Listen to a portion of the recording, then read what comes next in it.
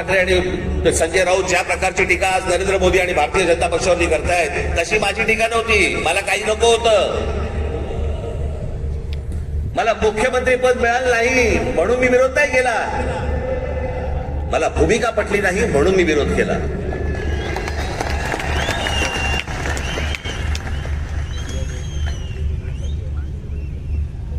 आज हे विरोधामध्ये बोलतायत. मग ज्यावेळेला मी बोलत होतो त्यावेळेला खिशातले राजीनामे बाहेर काढून माझ्याबरोबर का नाही आलात?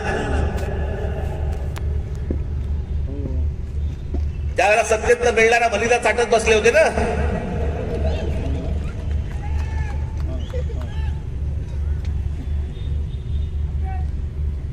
आज यांना या गोष्टी सुचतायत. याचं कारण तुमचा पक्ष फुटला म्हणून, याचं कारण तुम्हाला सत्तेत नाकारलं म्हणून, तुमच्या स्वार्थासाठी म्हणून या सगळ्या गोष्टी तुम्ही केल्यात. मी त्या गोष्टी नाही केल्या. मला भूमिका नाही पटली म्हणून मी विरोध केला. मला त्याच्या बदल्यात काही हवं होतं म्हणून नाही विरोध केला.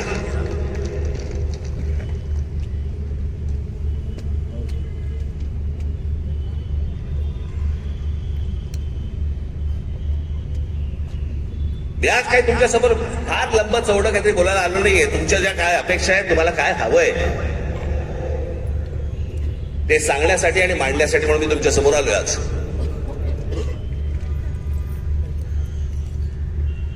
नरेंद्र मोदींकडनं कसं आहे, आज तरुण, आज आम्ही दुपारी बोलत होतो, 2006 साली ज्यावेळेला मी पहिलं महाराष्ट्र नवनिर्माण पक्ष स्थापन केल्यानंतरचं पहिलं भाषण ज्यावेळेला मी इथून केलं होतं त्यावेळेला मी असं म्हटलं होतं, ज्याच्यावरती अनेक लोकांनी चेष्टा केली.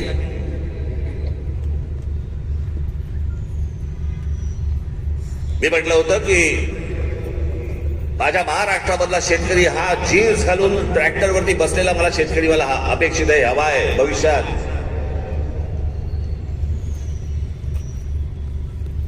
दोन 2006 पासून ते युग सुरू झालं होतं. आज या जगामध्ये सगळ्यात तरुण जर देश कुठचा असेल, तरुण, तो आपला भारत देश आहे, हिंदुस्थान आहे. सर्वाधिक तरुण ना अमेरिका आहे, ना जपान आहे, ना अजून कुठचा देश आहे. आज फक्त भारत तरुण आहे.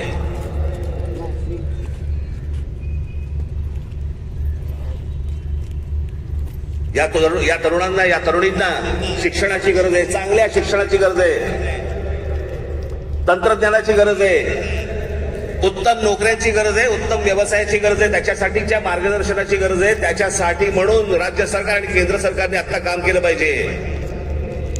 आम्ही तेच बोलतो. आता जवळपास 18 वर्षातली निघून गेली, उरले फक्त 10 वर्ष. 10 वर्षानंतर हा देश पुन्हा वयस्कर व्हायला लागणार. तरुणांची संख्या कमी होणं माझी नरेंद्र मोदी यांच्याकडनं आज अपेक्षा आहे की बाकी सगळं सोडा, या तरुणांकडे, या भारतातल्या तरुणांकडे पहिल्यांदा लक्ष द्या.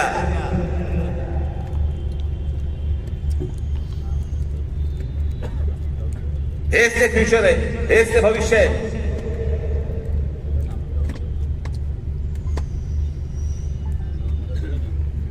दुपारी बोलताना आपला तोच विषय तोच होता की बाबा हा काळ कधी होता. प्रत्येक देशाचा एक काळ येतो.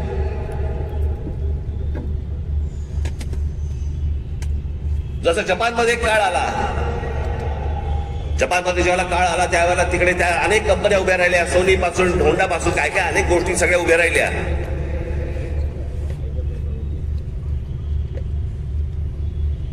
अनेक व्यवसाय उभे राहिले, अनेक व्यावसायिक उभे राहिले. ज्याला घुसळून काढणं म्हणतो ना आपण, तसं सगळं अख्खा घुसळून निघाला तो देश. आज बघा कुठच्या कुठे असा हा देश घुसळून निघाला पाहिजे. आणि तसं जर आज उद्या घडलं नाही तर सगळ्याच गोष्टींवरचा समाजाचा विश्वास उडून जाईल. या देशामध्ये दुसरं तिसरं काही होणार नाही. या देशामध्ये फक्त अराजक येईल.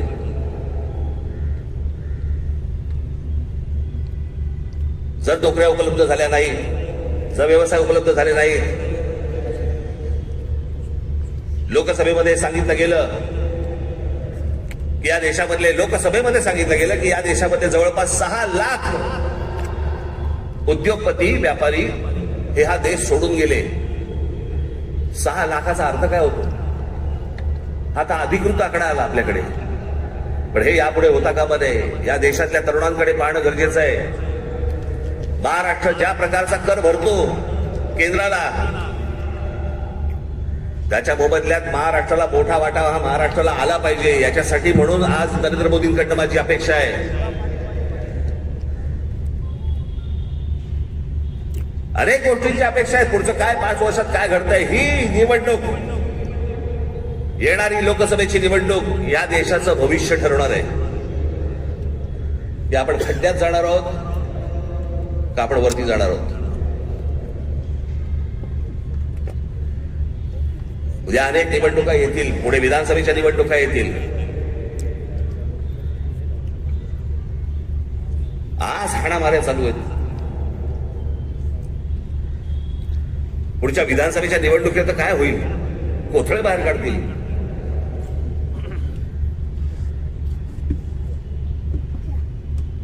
याचं कारण मी मागच्या तुम्हाला आठवतं, मी बोललो होतो तुम्हाला इथेच गेल्या वर्षीच्या सभेमध्ये का त्याच्या गेल्या वर्षी सभेमध्ये तर आठवत नाही. महाराष्ट्रात कॅरम चुकीचा फुटला गेलाय. कोणाच्या सोंगट्या कोणाच्या भोगात आहेत तेच कळत नाही.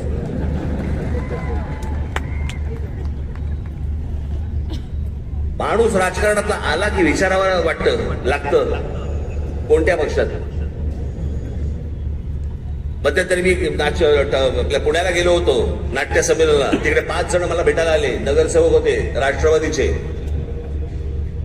मला बोलले नमस्कार साहेब. म्हटलं नमस्कार, आम्ही राष्ट्रवादीचे नगरसेवक. म्हटलं त्या देशामध्ये जवळपास 6 लाख उद्योगपती व्यापारी हे हा देश सोडून गेले. 6 लाखाचा अर्थ काय होतो? हा आता अधिकृत आकडा आला आपल्याकडे, पण हे यापुढे होता कामा नये. या देशातल्या तरुणांकडे पाहणं गरजेचं आहे. महाराष्ट्र ज्या प्रकारचा कर भरतो केंद्राला, त्याच्या मोबदल्यात महाराष्ट्राला मोठा वाटा हा महाराष्ट्राला आला पाहिजे. याच्यासाठी म्हणून आज नरेंद्र मोदींकडनं माझी अपेक्षा आहे.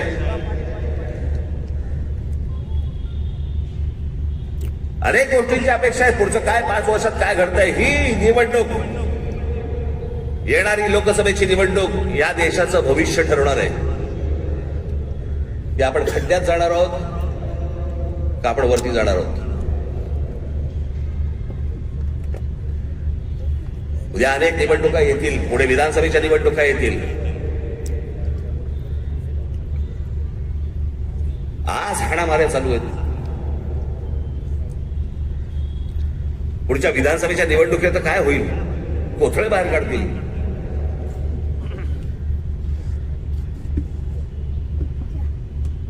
याचं कारण मी मागच्या तुम्हाला आठवतं, मी बोललो होतो तुम्हाला इथेच गेल्या वर्षीच्या सभेमध्ये का त्याच्या गेल्या वर्षी सभेमध्ये तर आठवत नाही. महाराष्ट्रात कॅरम चुकीचा फुटला गेलाय. कोणाच्या सोंगट्या कोणाच्या भोगात आहेत तेच कळत नाही.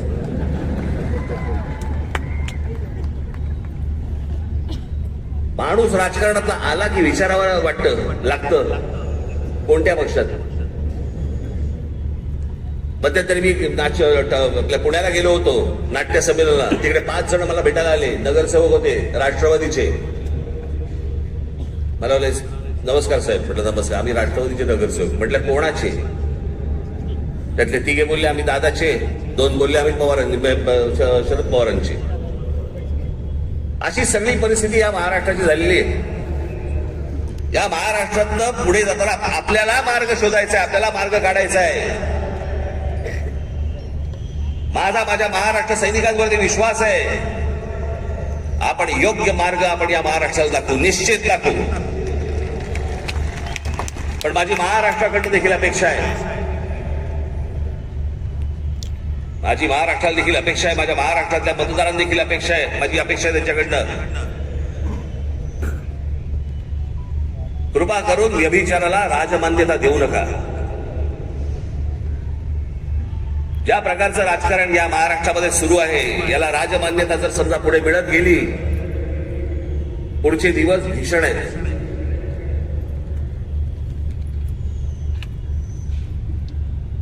पण या आजच्या सगळ्या परिस्थितीमध्ये जेव्हा सगळ्या बाजूने मी जेव्हा पाहतो त्यावेळेला मला असं वाटतंय की आज किमान पुढच्या 5 वर्षांसाठी देखील विषय आपल्याला पुढच्या 50-100 वर्षांचा करायचा असतो.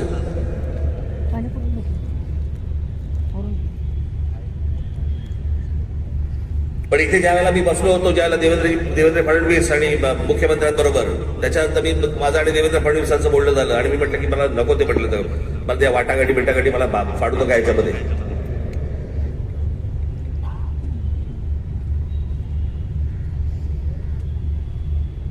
मी म्हटलं तुम्हाला मी आज सांगतो, म्हटलं त्या राज्यसभाही नको आणि ती विधान परिषदही नको.